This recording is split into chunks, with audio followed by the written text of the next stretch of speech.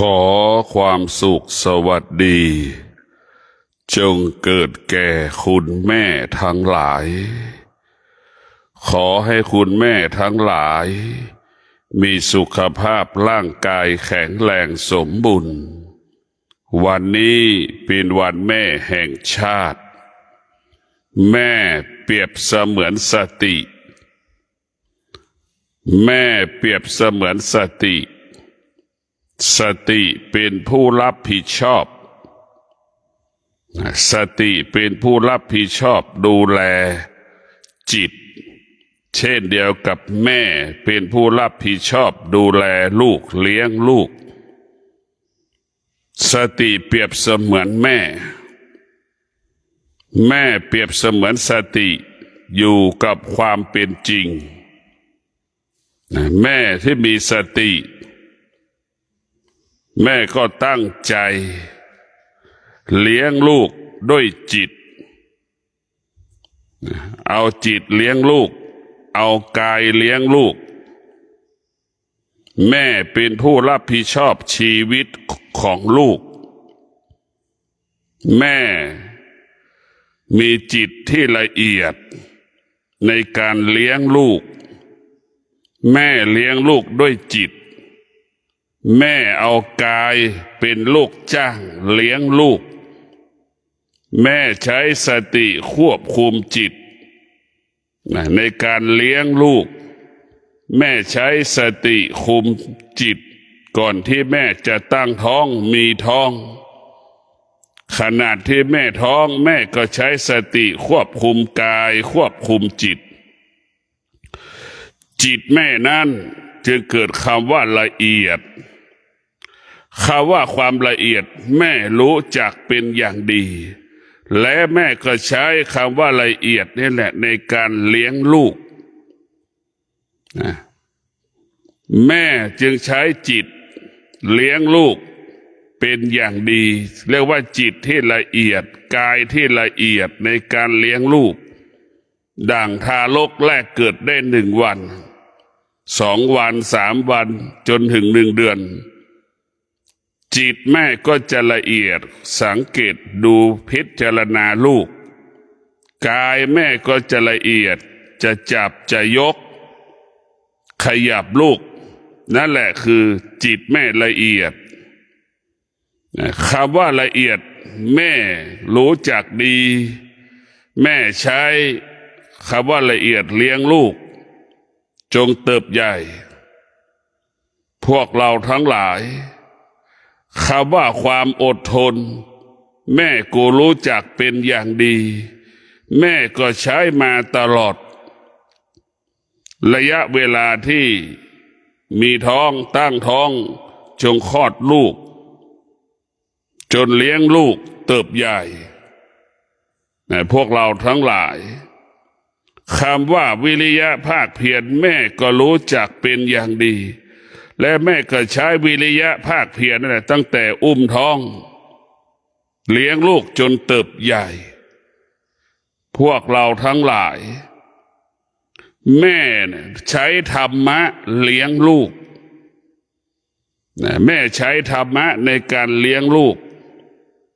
ธรรมะหมายถึงสติสติเป็นผู้ควบคุมชีวิตชีวิตเราประกอบไปด้วยจิตกับกายเมื่อมีจิตกับกายเรียกว่าชีวิตสติจึงไปควบคุมกายสติจึงไปควบคุมจิตกายแม่จิตแม่อาศัยสติในการเลี้ยงลูกพวกเราทั้งหลายสติควบคุมจิตควบคุมกายแล้วก็ความอดทนวิริยะภาคเพียรเนี่ยจึงทำให้แม่นั้นมีพลังและมีอานุภาพในการเลี้ยงลูกพวกเราทั้งหลายความอดทนกับวิริยะภาคเพียรเนี่ยแม่รู้จักเป็นอย่างดีและแม่ใช้ตลอดเวลาลูกได้ดีก็เพราะความอดทนของแม่วิริยะภาคเพียรของแม่ ลูกได้ดีเพราะความอดทนและวิริยะภาคเพียรที่มีอยู่ในกายอยู่ในจิตของแม่เพราะฉะนั้นพวกเราทั้งหลายวันนี้เป็นวันแม่ลูกที่มีสติก็จะต้อนรับแม่ด้วยธรรมะด้วยวัตถุสิ่งของต่างๆมอบให้กับแม่ดังคำว่าปฏิบัติบูชาอามิสบูชานั่นแหละต้อนรับแม่ด้วยการดำรงตนไปบวชพราหมณ์ไปบวชในวันแม่แห่งชาติมาบวชเป็นโยคีปฏิบัติธรรมเรียกว่าการปฏิบัติบูชาแม่ลูกบางคนก็ซื้อวัตถุสิ่งของต่างๆมอบให้กับแม่นี่แหละคือการที่ลูกมีสติแม่ทุกคนไม่ได้ต้องการวัตถุสิ่งของจากลูกแม่ทุกคนเสมอเหมือนกันหมดต้องการความรู้สึกที่ดีๆจากลูกเช่นคำพูดก็ดีกิริยามารยาทก็ดีแม่ต้องการสิ่งเหล่านี้มันมีค่ามันมีพลังมันมีอำนาจทำให้แม่นั้นมีความสุขตลอดกาลได้คำพูดของลูกทำให้แม่พ้นทุกข์ได้กิริยาอาการที่ลูกนอบน้อมถ่อมตนทำให้แม่มีความสุขได้ในพวกเราทั้งหลายเพราะฉะนั้นวันนี้เป็นวันแม่พวกเราที่มีสติลูกก็มีสติในการที่จะดูแลแม่แม่นั้นสำคัญสำหรับชีวิตของเราถ้าแม่ไม่มีธรรมะแม่คงไม่เลี้ยงเราเพราะแม่มีธรรมะธรรมะคือแม่มีสติแม่จึงใช้สติควบคุมจิตแม่จึงเอาจิตให้ไปอาศัยความอดทนแม่จึงเอาจิตให้อาศัยวิริยะภาคเพียรจึงหล่อหลอมเลี้ยงลูกจนลูกกลายเป็นลูกที่ดีของแม่กลายเป็นลูกที่ดีของพ่อกลายเป็นลูกที่ดีของวงตระกูลในพวกเราทั้งหลายแม่คำนี้อยู่ในหัวใจลูกทุกลมหายใจไม่มีแม่คนไม่มีลูกคนไหนไม่รู้จักคำว่าแม่ลูกทุกคนจะรู้จักดีว่าความว่าแม่ลูกทุกคนก็เกิดจากท้องแม่ไม่มีลูกคนไหนเกิดจากต้นไม้ไม่มีลูกคนไหนเกิดจากงัวจากควายไม่มีเพราะฉะนั้นลูกทุกคนเกิดจากท้องพ่อก็เกิดจากท้องแม่หมดทุกคนพวกเราทั้งหลายพ่อเป็นผู้สร้างแม่เป็นผู้รักษาแม่เป็นผู้ดูแลพวกเราทั้งหลายเราต้องพิจารณาในฐานะที่เราเป็นลูกในฐานะที่เราเป็นลูกเราจะให้ความสำคัญกับแม่ตอนที่แม่ปกติเราจะให้ความสำคัญกับแม่ตอนที่แม่ปกติตาดีหูดีนี่แหละตาดีหูดีเราจะทำความดีตอนที่แม่มีอวัยวะครบ32ประการให้ลูกที่มีสติก็จะมีหลักแบบนี้สนใจใส่ใจแม่สนใจใส่ใจแม่ตอนที่แม่ปกติให้ความสำคัญกับแม่ตอนที่แม่ปกติเราจะต้องสนใจพวกเราทั้งหลายลูกทุกคนต้องเลี้ยงแม่ด้วยจิตเลี้ยงแม่ด้วยจิตแม่นั้นเลี้ยงลูกด้วยจิตที่สะอาดกายแม่สะอาดจิตแม่สะอาดก่อนที่แม่จะจับทารกแรกเกิดแม่มีสติรู้สึกตัวอยู่จะต้องเช็ดมือให้สะอาด นะจะต้องเช็ดมือให้สะอาดสัมภาระวัตถุสิ่งของต่างๆที่ลูกจะต้องใช้ที่อย่านำไปใช้กับลูกจิตแม่ละเอียดคำว่าละเอียดก็คือไม่ให้สิ่งใดไปสิ่งที่แม่จะไปใช้ในการเลี้ยงลูกนั่นอย่างละเอียดถี่ถ้วนให้สะอาดบริสุทธิ์แม้กระทั่งมือนี่ล้างแล้วล้างอีกเช็ดแล้วเช็ดอีกมือแม่จะไปอุ้มลูกจะไปขยับตัวลูกแม่ก็พิจารณาอีกจะจับตรงไหนจะจับแบบใดแม่มีสติคุมจิตตลอดเวลาในพวกเรามันอยู่กับเราสติได้มาอยู่ในร่างกายของเราเราจะเห็นว่าธรรมะทั้งสิ้นที่แม่มอบให้กับลูกตั้งแต่เกิดเรียกว่าแม่เลี้ยงลูกด้วยสติด้วยจิตลูกเกิดมาลูกยังไม่สามารถกินข้าวได้นี่สิ่งที่ลูกจะกินได้ก็คือธรรมะนี่แหละแม่จึงมอบธรรมะให้ตั้งแต่วันแรกที่เกิดแม่มีสติที่จะตั้งใจเลี้ยงลูกมีสติที่จะดูแลลูกด้วยจิตที่ละเอียดปราณีตสุขุมรอบคอบแม่จึงส่งเสริมลูกจงเติบใหญ่ให้การศึกษาจนมีงานทำมีอาชีพนี่คือแม่นั้นเป็นผู้ที่อยู่กับความเป็นจริงคือจิตแม่อยู่กับลูกตลอดเวลาดังที่ว่าสติเปรียบเสมือนแม่สติเป็นผู้รับผิดชอบสตินั้นอยู่กับความเป็นจริงเช่นเดียวกับแม่แม่ก็คิดถึงลูกทุกลมหายใจมีชีวิตเพื่อลูกอยู่เพื่อลูกพวกเราทั้งหลายนี่คือแม่โดยเฉพาะแม่ที่มีธรรมะแล้วแม่ก็จะพาลูกไปปฏิบัติธรรม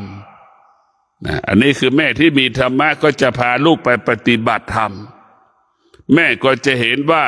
ธรรมะนี่แหละทำให้ลูกเป็นคนดีได้ลูกได้ดีได้ก็เพราะธรรมะที่แม่มอบให้กับลูกใช่ไหม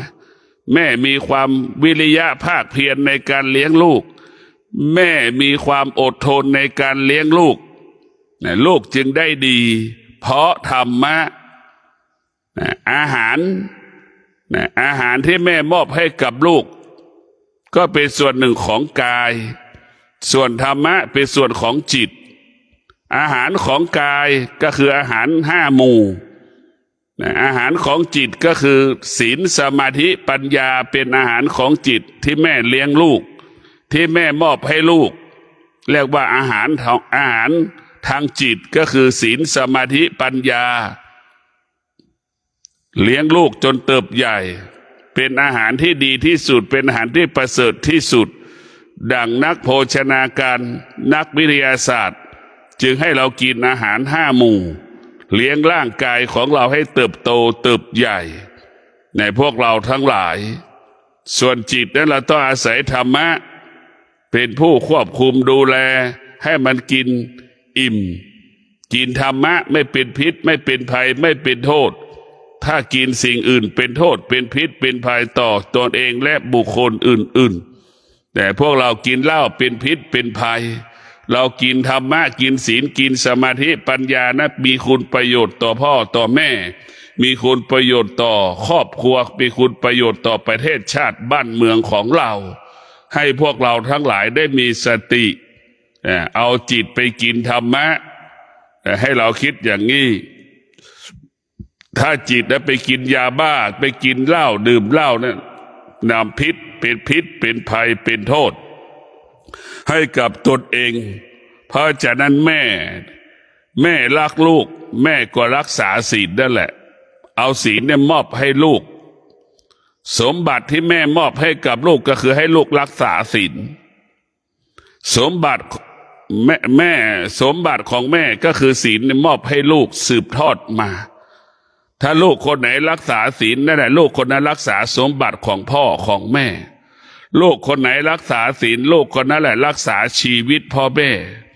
ลูกคนไหนดูรักษาศีลลูกคนนั้นแหละคือได้เลี้ยงพ่อแม่ตั้งแต่แก่จนแม่หมดลมหายใจเพราะฉะนั้นพวกเราทั้งหลายศีลเนี่ยเปรียบเสมือนลูกจ้างเปรียบเสมือนลูกจ้างเหมือนหมอเหมือนพยาบาลเป็นผู้ดูแลแม่ทุกลมหายใจ ถ้าเราล่วงละเมิดศีลเราไม่มีโอกาสดูแลพ่อแม่ติดยาเสพติดอย่างนี้ติดคุกอย่างเงี้ยไม่มีโอกาสได้ดูแลแม่แม่ตายก็ยังไม่มีโอกาสได้ทำบุญกับแม่ไปเห็นแม่ตอนที่แม่ตายก็ยังไม่เห็นเลยเพราะฉะนั้นพวกเราทั้งหลายศีลนี่สำคัญที่สุดแม่จึงมอบศีลให้กับลูกเป็นสมบัติของลูกดังคำว่าลูกคนไหนรักษาศีลลูกคนนั้นจะเป็นที่รักของพ่อของแม่ลูกคนนั้นจะเป็นที่รักของพ่อของแม่ลูกคนนั้นก็จะดำรงตนประพฤติตนไม่ทำผิดกฎหมายไม่ล่วงละเมิดศีลทั้ง5 ข้อนี่แหละคืออานุภาพของศีลจึงทำให้แม่นั้นมีความสุขลูกรักษาศีลทำให้พ่อแม่นั้นสุขภาพดีอายุยืนในท่านทั้งหลายลูกรักษาศีลทำให้แม่นั้นมีพลังและมีอำนาจในการประกอบอาชีพปฏิบัติหน้าที่เพื่อได้มาซึ่งปัจจัย4ในการเลี้ยงลูกขอให้พวกเราได้มีสติพิจารณาเราดูแลแม่ตอนที่แม่ปกติซื้อเสื้อผ้าให้แม่ใช้ให้แม่ใส่ทุกฤดูกาลมีอาหารให้แม่กินทุกวันหรือวันสำคัญเราก็ไปกินข้าวกับแม่ให้ความสำคัญกับแม่ตลอดเวลาพระพุทธเจ้าบอกแล้วว่าบูชาบุคคลที่ควรบูชาบูชาบุคคลที่ควรบูชาในท่านทั้งหลายหนึ่งนั้นก็คือมีพ่อมีแม่ที่เราควรบูชาเทวดาเรายังไม่ควรกราบไหว้เทวดาเรายังไม่ควรระลึกถึงสิ่งที่เราควรระลึกถึงก็คือพ่อกับแม่ของเรานี่แหละเป็นสิ่งสำคัญที่สุดสิ่งที่เราควรกราบไหว้เทิดทูนบูชาก็คือบูชาพ่อแม่ของเรานี่แหละเรามัวแต่ไปไหว้พระพรหมมัวแต่ไปไหว้เทวดาแต่เราไม่ได้ไหว้พ่อแม่ของตนก่อนจะไหว้พระพรหมก่อนจะไหว้เทวดาเราก็ก้มกับก้ม3 ครั้งกราบครั้งที่1ขอพระพุทธปกป้องคุ้มครองรักษาแม่กราบครั้งที่2ก็อธิษฐานจิตขอพระธรรมทำให้แม่นั้นมีความสุขกายสุขใจกราบครั้งที่3ขอให้พระอรหันต์พระอริยสงฆ์พระสงฆ์ทั้งหลายประทานพรให้แม่สุขภาพแข็งแรงสมบูรณ์เนี่ยอันนี้คือการระลึกถึงก็พอแล้วก่อนที่จะเอาเข้าไปให้พระพรหมก็ดีเอาเข้าไปถวายพระพรหมเอาเข้าไปถวายเทวดาเอาเข้าไปถวายเจ้าที่สิ่งที่เราควรระลึกถึงแม่กับพ่อเป็นหลักก่อนที่จะคิดถึงเทวดาถ้าลูกที่ขาดสติไปมันก็จะคิดถึงเทวดาเข้าใจว่าเทวดาเจ้าที่ประทานพรให้เราสำเร็จนี่มันผิดนะถ้าเราไม่มีชีวิตอยู่ล่ะเราจะไปรู้จักเทวดาพระพรหมได้อย่างไรที่เรารู้จักเทวดารู้จักสิ่งศักดิ์สิทธิ์รู้จักบุญรู้จักคุณก็เพราะพ่อกับแม่ให้ชีวิตเรามาเมื่อพ่อแม่ให้ชีวิตสิ่งที่เราควรระลึกถึงตลอดเวลาก็คือพ่อกับแม่อย่างน้อยเราก็เอาเข้าไปถวายเทวดาเจ้าที่อย่างน้อยก็5 บาทละถ้าคิดเป็นเงินกับมูลค่า5 บาทเราก็ไม่ต้องให้พ่อแม่5 บาทหรอกเราให้แม่1 บาทก็พอแล้วให้แม่กับพ่อ1 บาททุกวันเอาสตางค์1 บาทเอาไว้ใส่ในออมสินก็ดี1 บาทเพื่อให้เรามีสติระลึกถึงพ่อระลึกถึงแม่จะไปให้ความสำคัญว่าเงินมัน1 บาทมันไม่มีค่าไอ้ค่าสตางค์มันไม่มีค่าแต่จิตที่เรามีจิตที่เราระลึกถึงแม่นั้นมีค่าเอาสตางค์1 บาทมาสร้างจิตสำนึกให้เราระลึกถึงแม่เอาสตางค์1 บาทหยอดให้แม่1 บาท1 บาท1 บาท1 บาททุกวันก่อนที่จะออกบ้านก่อนที่ออกไปทำงานก่อนที่จะถวายข้าวเจ้าที่ถวายข้าวเทวดาดังที่เราเข้าใจว่ามันศักดิ์สิทธิ์ ในพวกเราทั้งหลายสิ่งศักดิ์สิทธิ์มีจริงก็คือพ่อแม่นี่เป็นสิ่งศักดิ์สิทธิ์ที่สุดในพวกเราทั้งหลายพ่อแม่เป็นสิ่งที่ศักดิ์สิทธิ์ที่สุดคำพูดหนึ่งคำทำให้ลูกนั้นมีความสุขคำพูดหนึ่งคำทำให้ลูกเป็นทุกข์ได้ก็คือพ่อแม่นี่แหละพ่อแม่ได้ศักดิ์สิทธิ์กว่าเทวดาใดๆทั้งไหนเขาว่าศักดิ์สิทธิ์ไม่มีใครศักดิ์สิทธิ์เหนือกว่าแม่ไม่มีในพวกเราทั้งหลายเรารู้จักคำว่าศักดิ์สิทธิ์กับพ่อแม่ให้ชีวิตเรามานะแต่เราไปรู้จักคำว่าศักดิ์สิทธิ์นอกกายคำว่าศักดิ์สิทธิ์ที่อยู่ในกายเราก็คือพ่อกับแม่เรานี่แหละเรียกว่าลูกมีสติจะเห็น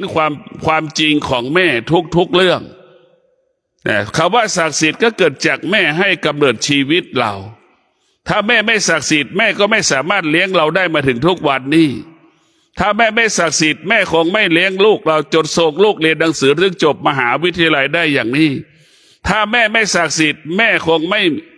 เราไม่มีทรัพย์มีสมบัติเท่ากับที่เรามีอยู่ทุกวันนี้เพราะฉะนั้นแม่นี่แหละบันดาลให้ลูกได้ทุกสิ่งทุกอย่างในพวกเราทั้งหลายแต่เราเข้าใจว่าเทวดาองค์นั้นหลวงพ่อรูปนี้บันดาลให้เรานั้นประสบความสำเร็จอันนั้นเป็นจิตภาษาพระว่าจิตส่งออกนอกจึงให้ความสำคัญว่าสิ่งอื่นนั้นสำคัญกว่าพ่อแม่ตนเองเพราะฉะนั้นพระพุทธเจ้าจะบูชาบุคคลที่ควรบูชาก็คือมีพ่อมีแม่ของเราเพราะฉะนั้นพ่อแม่เป็นผู้ที่ศักดิ์สิทธิ์ที่สุดเราจะต้องดูแลพ่อแม่ของเราพ่อแม่ของเราเนี่ยเป็นบุคคลตัวอย่างแบบอย่างเป็นบุคคลตัวอย่างแบบอย่างให้กับลูกเราจะต้องเอาแม่เป็นต้นแบบเป็นแบบอย่างพวกเราต้องพิจารณาคำว่าแม่นี่มันมีพลังและมันมีอานุภาพมากในพวกเราทั้งหลายยามที่เราสุขเราก็คิดถึงแม่ยามที่เราทุกข์เราก็คิดถึงแม่แต่เราที่เราอดอยากลำบากก็คิดถึงแม่เรามีกินมีใช้เหลือกินเหลือใช้เราก็คิดถึงแม่ในพวกเราทั้งหลายเราจะให้เอาเงินให้คนอื่นกี่แสนกี่ล้านเราก็ไม่มีความสุขเท่าเราเอาเงินให้แม่10 บาท20 บาทมีความสุขกว่าให้บุคคลอื่นๆอีกเป็นหมื่นเท่าแสนเท่าในพวกเราทั้งหลายอะไรก็แล้วแต่ถ้าว่าการให้นี่ให้แม่นี่ทำให้เรามีความสุขที่สุดเช่นเดียวกับแม่คำว่าให้เนี่ยแม่ให้ลูกแม่มีความสุขที่สุดอันนี้เป็นสิ่งที่มันสมดุลสมบูรณ์แต่มีลูกบางคนขาดสติมีลูกบางคนขาดสติจึงมอบวัตถุสิ่งของเงินทองให้กับบุคคลอื่นแล้วมีความสุขนี่แหละพวกเราทั้งมีอีกยังมีลูกอีกกลุ่มหนึ่งมอบวัตถุสิ่งของเงินทองให้กับบุคคลอื่นมากกว่าให้พ่อแม่ตนเองเป็นหมื่นเท่าแสนเท่าล้านเท่าพวกเราจะเอาสตางค์ให้พ่อแม่ได้เป็นทุกข์อย่างเงี้ยพวกเราทั้งหลายเพราะฉะนั้นมีลูกที่ขาดสติก็จิตจะส่งออกนอกเห็นความสำคัญบุคคลอื่นๆสิ่งอื่นๆเหนือกว่าพ่อแม่ตนเองดังเช่นวันนี้เป็นวันแม่เนี่ยผู้เป็นสามีผู้เป็นภรรยาที่มีแม่อยู่แล้วเราก็เป็นลูกของพ่อของแม่อยู่เราจะต้องจัดเอาว่ามื้อเที่ยงนี่เราจะต้องไปกินข้าวเอาพ่อแม่ไปกินข้าวเอามื้อเที่ยงตกลงแล้วว่ามื้อเที่ยงนี่เราจะต้องเอาพ่อแม่ไปกินข้าวพ่อแม่ฝ่ายสามีไปกินข้าวกับพ่อแม่ฝ่ายสามีนี่เราต้องตกลงแบบนี้มื้อเย็นเราก็จะเอาตกลงกันอีกเราจะไปกินข้าวกับฝ่ายพ่อแม่ภรรยาเนี่ยให้มันเป็นแบบนี้เราต้องเสียสละแม่เป็นผู้ที่เสียสละให้กับเราจะต้องเสียสละให้กับพ่อกับแม่แล้ววันหลังวันแม่ไปแล้วความรู้สึกแม่ไม่มีค่าไม่มีความหมายแล้ววันแม่จะมีค่าสำหรับลูกก็คือวันแม่แห่งชาตินี่แหละวันนี้เป็นวันที่แม่รอลูกเป็นวันที่แม่รอลูกมาแรมปี 10 ปีแม่ก็ยังรอลูกอยู่วันนี้ถือว่าเป็นวันสำคัญของแม่ลูกทุกคนควรพบแม่ในวันนี้ถึงแม้เราจะอยู่ต่างจังหวัดเราก็โทรศัพท์คุยกับพ่อคุยกับแม่ถึงแม้เราจะอยู่ต่างจังหวัดเราก็ซื้อของในที่ลาซาด้าให้ส่งให้พ่อให้แม่เราก็ได้มันมีวิธีการจัดการดูแลแม่มีตั้งหลายรูปแบบอาหารที่พ่อแม่ชอบก็สั่งซื้อได้มันมีวิธีการจัดการเยอะแยะถ้าเรามีสติเราก็จะอยู่กับความเป็นจริงขอให้ลูกทั้งหลายให้ความสำคัญวันนี้พรุ่งนี้ไม่มีค่าสำหรับแม่วันนี้มีค่าที่สุดเพราะมันเป็นไออุ่นของคำว่าวันแม่แต่วันนี้เป็นวันสำคัญที่สุดลูกทุกคนต้องไปหาแม่ให้ได้โดยเฉพาะผู้ที่แต่งงานแล้วมีลูกมีหลานแล้วนำลูกนำหลานไปเยี่ยมปู่ย่าตายายไปกินข้าวมื้อเที่ยงกินข้าวกับฝ่ายภรรยามื้อเย็นไปกินข้าวฝ่ายพ่อแม่สามีอย่างเงี้ยเราต้องพาลูกไปทั้งสองส่วนแต่ถ้าลูกคนไหนได้ลูกคนไหนได้หลงภรรยาตนเองหลงสามีตนเองนี่คือลำบาก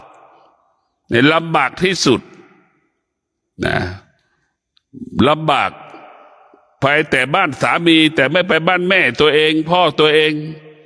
ไปแต่บ้านภรรยาไม่ไปบ้านพ่อแม่ตนเองอย่างนี้คือลำบาก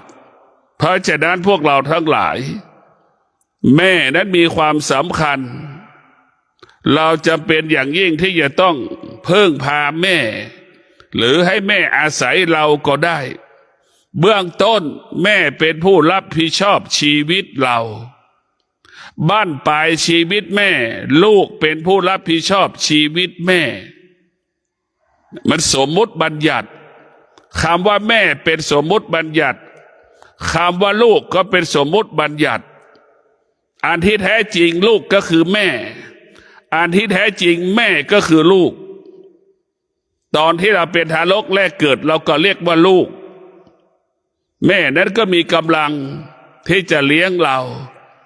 ตอนที่แม่70เนี่ยแม่เริ่มเป็นลูกของเราแล้วนะเราจะเริ่มเป็นแม่ของแม่แล้วเราเริ่มเป็นพ่อของพ่อแล้วแต่แม้ที่สุดแม่ก็กลายเป็นลูกของเราที่สุดเราก็กลายเป็นพ่อเป็นแม่ของพ่อของแม่ของเราลูกก็หายไปแม่ก็กลายเป็นลูกพ่อแม่คำว่าพ่อแม่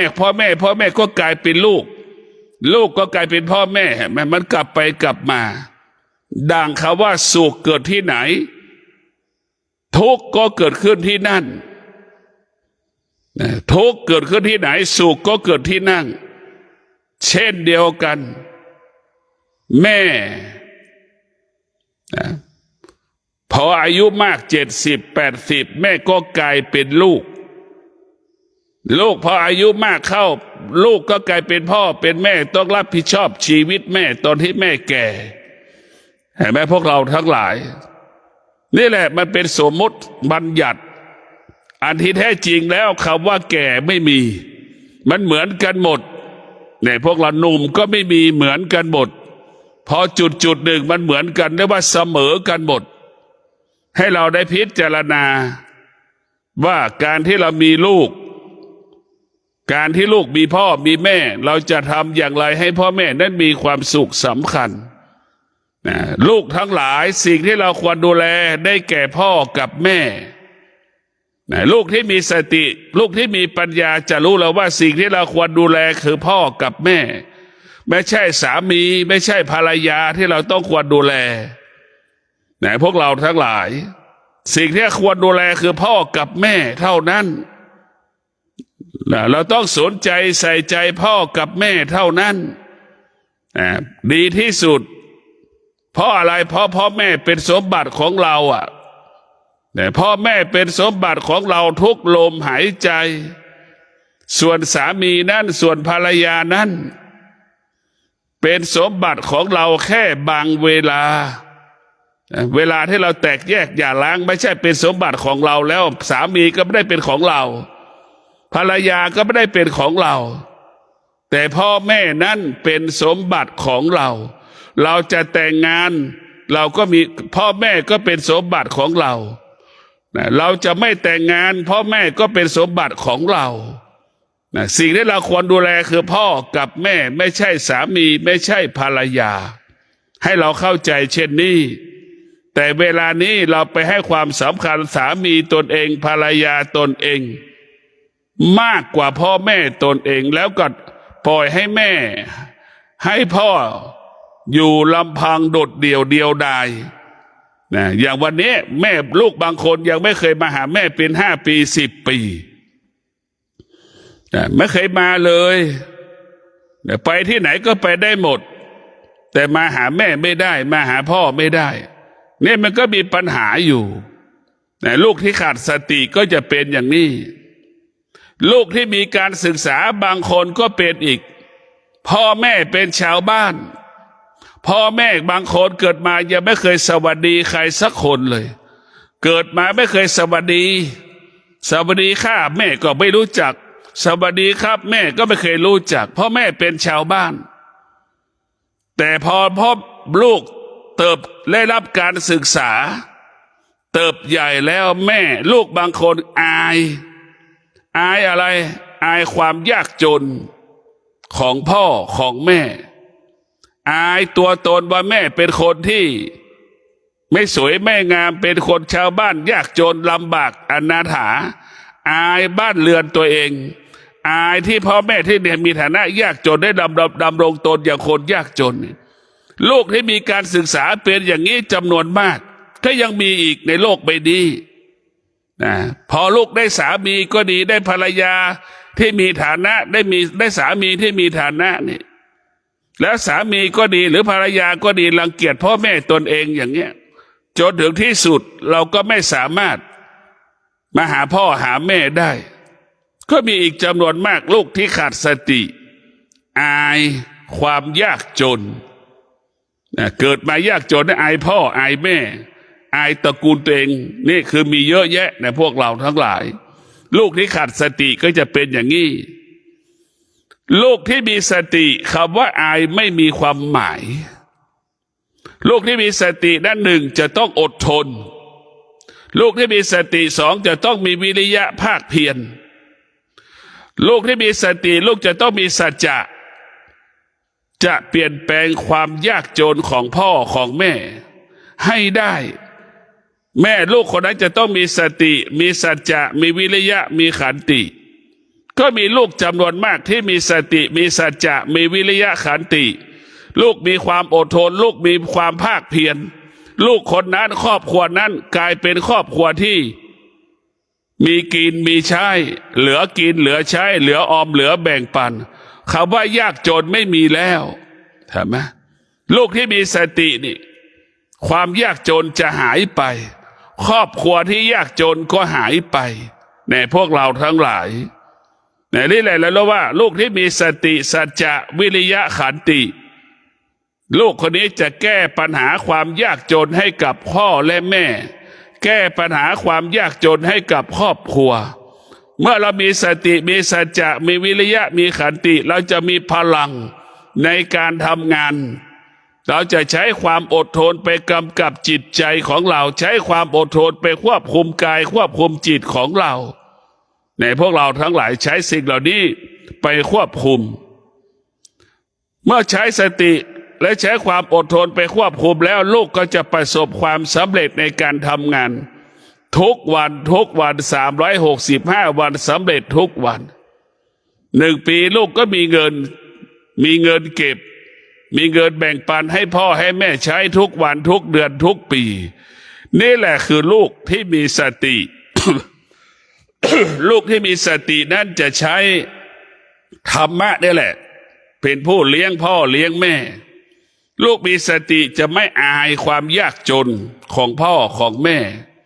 ลูกที่มีสติจะมีพลังและมีอานุภาพเปลี่ยนแปลงฐานะความเป็นอยู่ของพ่อของแม่เราจะเห็นได้ว่าลูกที่มีสตินั่นจะเป็นลูกเวลานี้เป็นครอบครัวที่มีกินมีใช้เป็นครอบครัวที่เหลือกินเหลือใช้เหลือออมเหลือแบ่งปันนี่แหละธรรมะจะทำให้เรามีกินมีใช้อุดมสมบูรณ์ จึงฝากให้เราได้พิจารณาคำสอนของพระพุทธเจ้านั้นมันเป็นความจริงในการดำเนินชีวิตเราขับเคลื่อนด้วยหลักธรรมะเช่นเรามีประกอบด้วยศีลห้าเนี่ยศีลห้าได้เป็นหลักให้เราประกอบอาชีพด้วยธรรมะคำพูดอาชีพคำพูดก็ต้องพูดด้วยความจริงพวกเราทั้งหลายต้องอาศัยศีลความนักคิดนักเขียนก็ต้องอาศัยศีลไปกำกับคิดก็ดีเขียนก็ดีเป็นประโยชน์เกิดประโยชน์ต่อประเทศชาติบ้านเมืองไม่ทำลายประเทศชาติบ้านเมืองของตนจะทำอะไรก็แล้วแต่ก็ต้องประกอบไปด้วยศีลทำแล้วเป็นประโยชน์เกิดประโยชน์ต่อประเทศชาติบ้านเมืองของเราถ้าเราเอาศีลไปกำกับแล้วเราจะไม่ทำลายชาติถ้าเราเอาศีลไปกำกับแล้วเราจะไม่ทำลายครอบครัวของเราในพวกเราทั้งหลายบ้านของเราก็เหมือนประเทศของเราในพวกเราทั้งหลายต้องพิจารณาแม่ของเราก็คือเจ้าของประเทศนั่นแหละเราก็เปรียบเสมือนลูกของแม่รักษาประเทศให้กับเราเมื่อเราเติบใหญ่เราก็รักษาประเทศให้กับประเทศชาติให้กับลูกกับหลานเราอยู่ต่อขอให้เราเข้าใจว่าบ้านก็คือประเทศก็คือบ้านคนที่อยู่ในบ้านก็คือคนที่อยู่ประชาชนที่อยู่ในประเทศนั่นแหละให้เราเข้าใจว่าธรรมะนี่สำคัญและมีความจำเป็นต่อการดำเนินชีวิตนะลูกนี่ต้องมีธรรมะนะจะมอบความสุขให้กับพ่อแม่ตัวเองลูกที่มีธรรมะนะลูกที่มีธรรมะก็จะเห็นให้ความเป็นธรรมแก่แม่ตนเองนะลูกที่ไม่มีธรรมะก็ไม่มีความเป็นธรรมให้กับพ่อแม่ตนเองนะจะไปกินข้าวบ้านพ่อแม่ฝั่งสามีอย่างเงี้ยไม่ไปกินข้าวฝั่งของพ่อแม่ของตนเองนี่แหละพวกเราทั้งหลายเราต้องมีธรรมลูกที่มีธรรมะมันจะสมดุลอย่างที่บอกแล้วมื้อเที่ยงไปกินข้าวบ้านสามีกับพ่อแม่สามีมื้อเย็นไปกินข้าวกับพ่อแม่ภรรยาอย่างเงี้ยลูกเขยที่มีธรรมะจะเป็นเช่นนี้ลูกสะใภ้มีธรรมะก็เป็นเช่นนี้ตรงข้ามลูกที่ไม่มีธรรมะสะใภ้ไม่มีธรรมะลูกเขยไม่มีธรรมะก็จะไปกินข้าวฝั่งใดฝั่งหนึ่งเช่นเขยไม่มีธรรมะก็จะไปกินข้าวกับฝ่ายพ่อแม่ตนเองลูกเขยที่มีธรรมะก็จะไม่มีธรรมะก็จะไปกินข้าวฝั่งภรรยาของตนเองพ่อแม่ของตนเองอย่างนี้ลูกสะใภ้ไม่มีธรรมะก็จะไปกินข้าวฝั่งสามีไปกินข้าวฝั่งพ่อแม่สามีตนเองอย่างเงี้ยคือไม่มีธรรมะมันไม่มีความยุติธรรมลูกที่มีธรรมะจะยุติธรรมไปกินข้าวฝั่งพ่อแม่สามีไปกินข้าวฝั่งพ่อแม่ภรรยานี่คือลูกที่มีธรรมะมันจะสมดุลในพวกเราทั้งหลายพ่อแม่ทุกคนวันนี้เป็นวันที่แม่รอและมีวันที่พ่อแม่มีความหมายที่สุดเป็นวันที่มีความสำคัญเป็นวันที่มีความหมายและมีความสำคัญสำหรับพ่อแม่เพราะฉะนั้นวันนี้ลูกต้องทำงานหนักอย่าบอกว่าไม่มีเวลาไม่ได้นะต้องหาเวลาไปหาพ่อให้แม่ให้ได้เพราะแม่ไม่จำเป็นต้องให้เราเอาสมบัติมาหอบมาให้พ่อให้แม่ในวันแม่แห่งชาติแค่เราเดินมาหาพ่อหาแม่มาเยี่ยมพ่อแม่ในวันแม่วันนี้พ่อแม่มีความสุขที่สุดไหนบอกให้เราได้เข้าใจพิจารณาว่าหัวอกแม่นั้นวันนี้มีความสำคัญพวกนี้ไม่มีค่าเมื่อลืนนี้ก็ไม่มีค่าวันนี้มีค่าที่สุดสำหรับหัวอกแม่ขอให้เราเข้าใจลูกต้องเสียสละต้องเสียสละเวลาให้กับพ่อแม่ตนเองลูกคนไหนได้ฟังธรรมะหากมีแม่อยู่ก็แล้วก็มีครอบครัวอยู่ก็ให้ความเป็นธรรมแก่พ่อแม่ทั้งสองฝั่งเช้ามื้อเที่ยงก็พาภรรยาของเราไปกินข้าวกับพ่อแม่ของเราพอมื้อเย็นเราก็พาภรรยาไปกินข้าวฝ่ายพ่อแม่ภรรยาอย่างนี้เรียกว่าลูกที่เข้าใจพ่อแม่ต้องเป็นอย่างนี้สามีที่เข้าใจภรรยาเป็นเช่นนี้ภรรยาเข้าใจสามีเป็นเช่นนี้ในพวกเราต้องมีสติพิจารณา สิ่งที่สำคัญก็คือธรรมะนี่แหละพวกเราทั้งหลายธรรมะเป็นสิ่งสำคัญให้เราดำเนินชีวิตด้วยธรรมะดังคำว่าอดทนเนี่ยแม่รู้จักแม่ใช้ความอดทนในการเลี้ยงลูกจนลูกเติบโตเติบใหญ่มีงานทำมีครอบครัวมีหลานเห็นไหมมีลูกมีหลานเห็นไหมเพราะอะไรเพราะธรรมะทั้งสิ้นเราจะเห็นว่าลูกมีธรรมะลูกจะอยู่กับพ่อกับแม่ตลอดเวลาเราจะเห็นได้ว่าพ่อแม่ที่ไม่มีธรรมะเหมือนเอาลูกไปไว้ที่วัดดอนจันทร์990 คนเวลานี้พ่อแม่ไม่มีธรรมะไม่สามารถเลี้ยงลูกได้เห็นไหมไม่มีเวลาเลี้ยงลูกเห็นไหมเอาลูกมาไว้ที่วัดดอนจันทร์นี่แหละลูกพ่อแม่ที่ไม่มีธรรมะก็จะเป็นดังเช่นเด็กกำพร้าวัดดอนจันทร์990 คนเราให้เราเข้าใจว่าเป็นอย่างนี้พ่อแม่ขาดความอดทนขาดวิริยะภาคเพียรจะให้ครอบครัวได้ยากจนใช้จ่ายไม่พอจึงเห็นว่าสถานที่วัดดอนจันทร์มันมีความสำคัญต่อชีวิตลูกก็จึงมอบให้ลูกมาอยู่วัดดอนจันทร์เห็นไหมเพราะฉะนั้นพวกเราธรรมะนี่สำคัญลูกพ่อแม่ส่วนมากก็มีธรรมะทั้งสิ้นเลี้ยงลูกจนประสบความสำเร็จลูกที่มีธรรมะก็เลี้ยงพ่อแม่ประสบความสำเร็จลูกที่มีธรรมะพ่อแม่ก็ไม่อดไม่อยากไม่ลำบากลูกจัดการเอาข้าวปลาอาหารการกินความเป็นอยู่อย่างดีพ่อแม่ไม่ต้องอ้าปากขอจากลูกพวกเราทั้งหลายลูกที่มีธรรมะจะเข้าใจหัวอกพ่อแม่ขอให้พวกเราทั้งหลายในฐานะที่เราเป็นลูกก็ทำดีตอนที่แม่ปกติก็คือไม่เจ็บไม่ป่วยนี่แหละจะเอาข้าวให้แม่กินก็ตอนที่แม่มีฟันเต็มปากเคี้ยวแบบอร่อยทำดีตอนที่แม่พูดได้อย่าไปทำดีตอนที่แม่พูดไม่ได้ทำดีตอนที่แม่เดินได้พาแม่ไปนู่นพาแม่ไปนี่แม่อยากไปที่ไหนก็พาแม่ไป